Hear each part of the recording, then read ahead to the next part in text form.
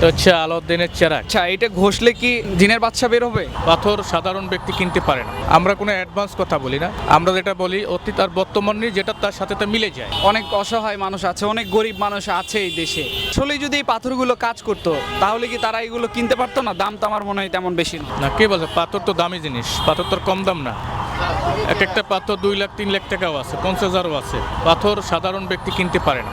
কথা বলছেন, যার অ্যাবিলিটি থাকে সে পারে, তার ক্রয় সমর্থন ভিতরে থাকে, সে এটা কিনতে পারে। মানুষের প্রত্যেকটা স্টোন আসলে রাশি সাজেস্ট করে এগুলো ইউজ করতে হয়, আর এগুলো হচ্ছে মানুষের কাজ করে, সেটা পরীক্ষিত।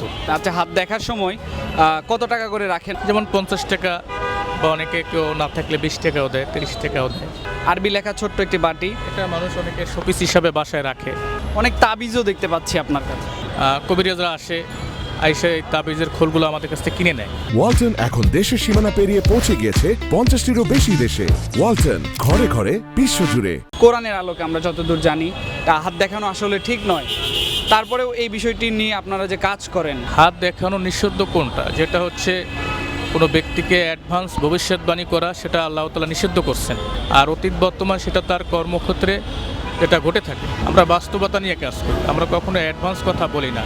অ্যাডভান্স কথা বলা সেটা আল্লাহ তাআলা নিষিদ্ধ, সেটা আমরাও জানি, এবং আমরা ওই রকম বিষয় নিয়ে কাজ করি না। আমরা হচ্ছে অতীত বর্তমান নিয়ে কথা বলি, ফিউচার বর্তমান নিয়ে আপনার আইডিয়া দেওয়া হয়, ব্যক্তি ভবিষ্যৎ বলতে পারে। কারা সবচেয়ে বেশি হাত দেখায় আপনার কাছে? পুরুষ মহিলা উভয়ই দেখায়, মধ্যম বয়সী বিশেষ করে অল্প বয়সী তারা অনেক কৌতূহলবশও দেখায়, অনেকে সমস্যাগ্রস্ত থাকলে তারাও দেখায়। আপনি বলছিলেন যারা হতাশাগ্রস্ত বেশি তারাই মূলত বেশি দেখায়, তার কারণটা কি আছে? ভুল নির্দেশনা, ভুল প্ল্যানিংয়ের চলাফেরা, তাদের কর্মক্ষেত্রে তারা ক্ষতিগ্রস্ত হওয়ার পরে আমাদের কাছে পরামর্শ নিতে আসে বা দেখায়। তখন সে একটা নির্দিষ্ট একটা পথ বা একটা পরামর্শ পায়, তখন সে ওইভাবে চলতে পারলে ছাড় অবশ্যই ভালো কিছু হতে পারে।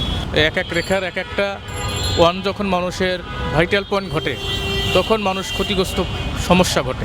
আর এটা তো সাবজেক্ট নিয়ে কাজ করা হয়, এটা তো আর এমনি কোনো কিছু বলা সম্ভব না। যে হাত দেখাতে আসে তার কাছে আপনারা শোনেন যে তার অসুবিধাটা কি, তারপরে আর কি?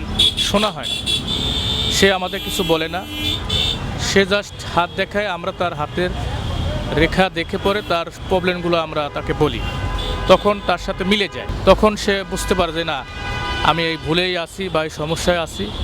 তখন সে ওই পরামর্শগুলো নিয়ে তখন সে ওইভাবে চলে। বিভিন্ন পাথর এখানে দেখতে পাচ্ছি, কোন পাথর সবচেয়ে কার্যকরী বেশি আপনি মনে করেন? যেমন পান্না পাথরটা হচ্ছে আপনার বিজনেস পলিসির কাজ করে, তারা অ্যাক্টিভ করে বিজনেস ক্ষেত্রে, মেধা বুদ্ধির ক্ষেত্রে কাজ করে পান্না, সেক্ষেত্রে সে ব্যবসায় সাকসেস করে। রুবি পাথর হচ্ছে আপনার যে অর্থনৈতিক অ্যাবিলিটি সে ধরে রাখতে পারে না, ইনকাম করে বাট তার এটা খরচ করে ফেলে অতিরিক্ত মাত্রা, অতিরিক্ত যে ধরে রাখতে না পারার কারণে সে অর্থনৈতিক ক্ষতিগ্রস্ত পড়ে যায়, তখন সে ভবিষ্যৎ সঞ্চয় করতে পারে না। রুবি পাথরের জনপ্রিয়তা বাড়ে। গোমেদ যেমন আপনার একটা কাজ সহজভাবে হবে না, বাধা হয়, অলস টাইপের মানুষ হয়ে যায়, তখন তার 1 ঘন্টার কাজ 6 ঘন্টা লেগে যায়, স্লো সব কিছু। এটা হলো গোমেদ পাথরের কাজ।